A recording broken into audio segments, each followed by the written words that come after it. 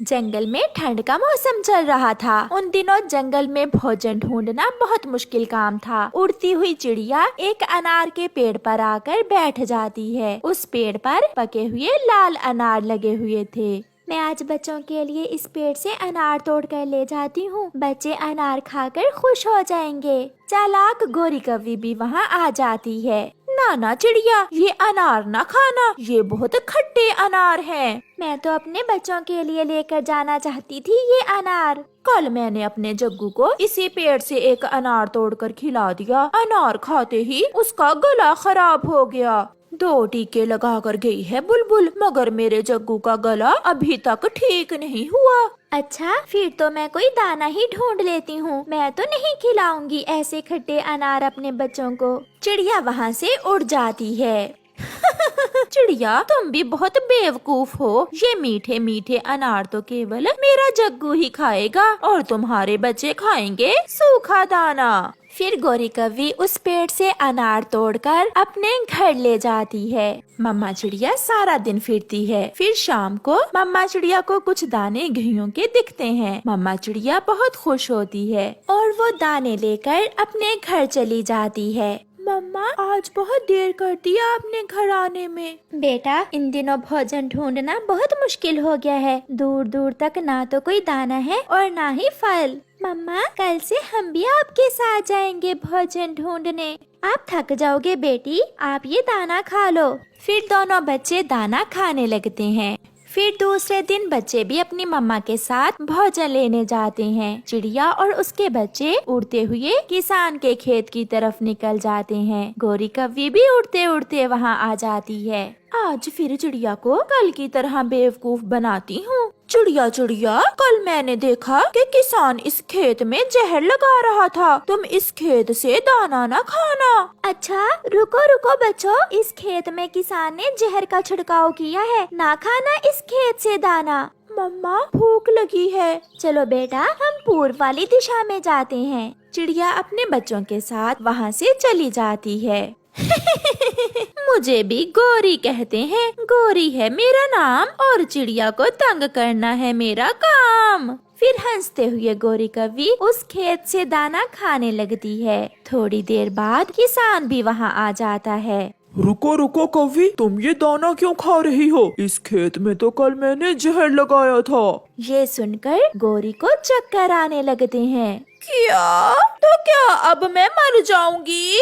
अब जल्दी से जाकर लीमू का रस पी लो, फिर ही तुम बचोगी। चकराती हुई गिरती हुई गोरी कौवी अपने घोंसले तक पहुंचती है और आकर गिर जाती है। बचाओ बचाओ, मुझे बचाओ, मैंने जहर वाला दाना खा लिया है। गोरी की आवाज सुनकर चिड़िया और उसके बच्चे वहाँ आ जाते हैं। चिड़िया चिड़िया, जल्दी से मुझे लीमू ला कर दो, मैंने जहर वाला दाना खा लिया है। क्या हमें बचा लिया और तुमने खुद जहर वाला दाना खा लिया?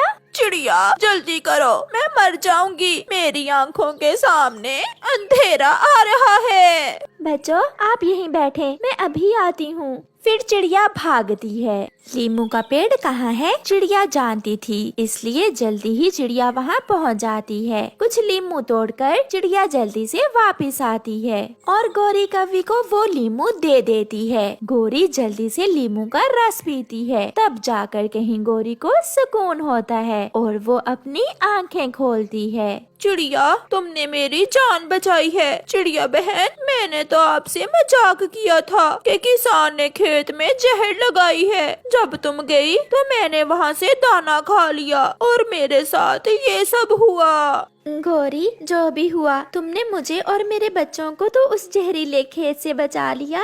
ऐसा कहते हुए चिड़िया वहाँ से अपने बच्चों को लेकर उड़ती है। पीछे से गोरी कौवी आवाज लगाती है। चिड़िया, उस पेड़ के अनार बहुत मीठे हैं, जाकर खा लो, मैंने वो भी तुमसे मजाक ही किया था। फिर चिड़िया उस अनार के पेड़ से जाकर अनार तोड़ती है और घर जाकर मजे मजे से मीठे मीठे अनार खाती है। मम्मा, गोरी आंटी अब सुधर जाएंगी। वो कभी नहीं सुधरेगी। आज शाम तक ही वो ये सब याद रखेगी और कल से फिर एक बुरी कौवी बनकर ही घर से निकलेगी। भूखा कौवा इंसानों की बस्ती में एक पेड़ पर बैठा हुआ था। सामने इंसान अपनी दुकान पर गरम गरम समोसे बना रहा था। ये देखकर कालू कौवे के मुंह में पानी आ रहा था। इन गरम गरम समोसों की खुशबू मेरे मन में उतर रही है, मगर अफसोस मैं अकेला तो ये समोसे नहीं चुरा सकता।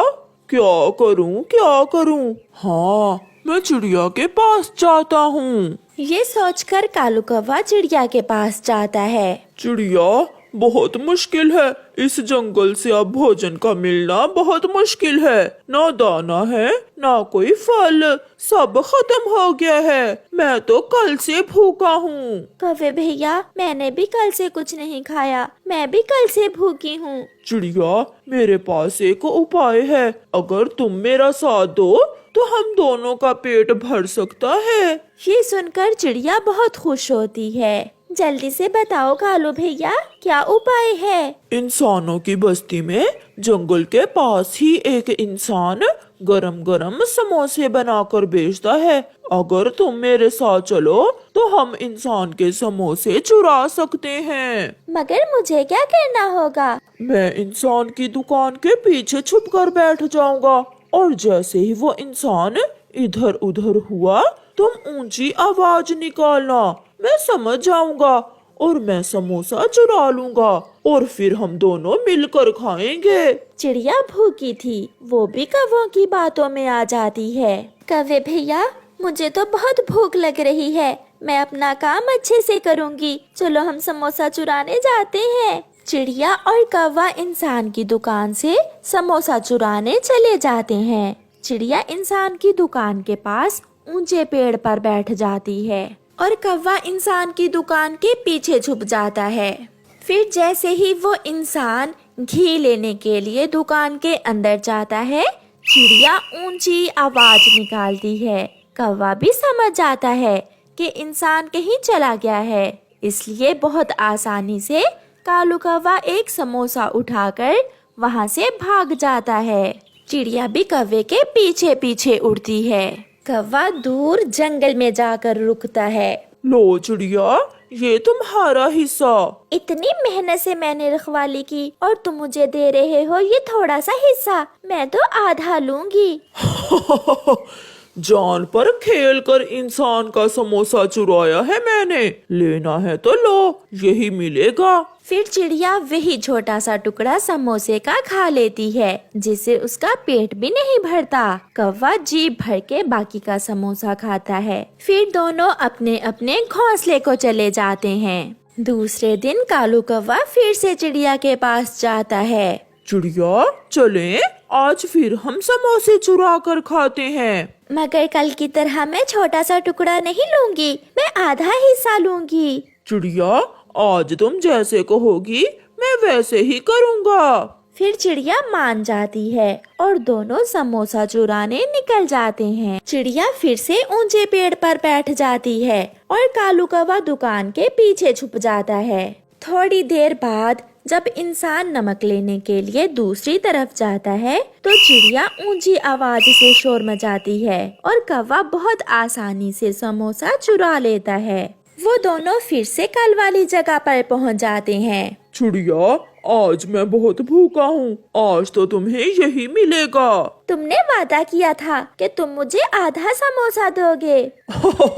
देखो तो मैं तुमसे कितना बड़ा हूँ, इसलिए मैं बड़ा हिस्सा लूंगा। तुम छोटी हो, छोटी सी चिड़िया, ये रहा तुम्हारा हिस्सा। आज फिर चिड़िया थोड़ा सा टुकड़ा समोसे का लेती है, मगर आज चिड़िया कौवे से नाराज होकर वहाँ से चली जाती है। जाती हो तो जाओ, जब कल आएगी तो देखा जाएगा। कौवा जी भर के समोसा खाता है और अपने घोंसले में चला जाता है। आज मैं इस कौवे के बच्चे को सबक सिखाऊंगी, ये हर रोज मुझे थोड़ा हिस्सा देता है, ये कालू का बच्चा भी क्या ही याद करेगा। ऐसा सोचकर चिड़िया आज खुद ही कौवे के घोंसले की तरफ जाती है। कौवे भैया, चलें? वाह रे चिड़िया, आज तो तुम खुद ही आ गई हो। चलो चलो, जल्दी चलो, बहुत भूख लगी है। चिड़िया और कौवा दोनों आज फिर इंसान के समोसे चुराने चले जाते हैं, मगर आज चिड़िया ने कौवे को सजा देनी थी, ये कौवा नहीं जानता था। ऊंचे पेड़ पर चिड़िया बैठी हुई थी और कालू कौवा इंसान की दुकान के पीछे छुपा हुआ था। जब इंसान गरम गरम लोहे की सलाख अपने हाथ में पकड़ता है तो चिड़िया शोर मचाती है। कालू समझता है कि इंसान कहीं चला गया है। वो खुशी से निकलता है और जैसे ही समोसा उठाने के लिए आगे बढ़ता है, इंसान गरम गरम लोहे की सलाख कालू कौवे की पूंछ पर लगा देता है, जिसे कौवे की पूंछ में आग लग जाती है। बचाओ बचाओ, मुझे बचाओ, मेरी पूंछ से धुआं निकल रहा है। ऐसे शोर मचाता हुआ कौवा भागता है। चिड़िया भी हंसती हुई वहाँ से उड़ती है। चिड़िया चिड़िया, मेरी पूंछ, प्लीज जल्दी से मेरी पूंछ की आग बुझा दो, मेरी पूंछ जल जाएगी। याद करो अपनी बात, मुझे हर रोज तुम थोड़ा सा समोसा देते हो। अब मालूम हुआ छोटी चिड़िया के पास भी बड़ा दिमाग है। अब जलेगी तुम्हारी पूंछ। फिर कौवा वहाँ से भाग जाता है और बहुत मुश्किल से नदी में कूदकर अपनी पूंछ की आग बुझाता है, मगर तब तक कालू की आधी पूंछ जल चुकी थी। ऐसे चिड़िया कौवे से अपना बदला ले लेती है और कौवे को सजा मिलती है।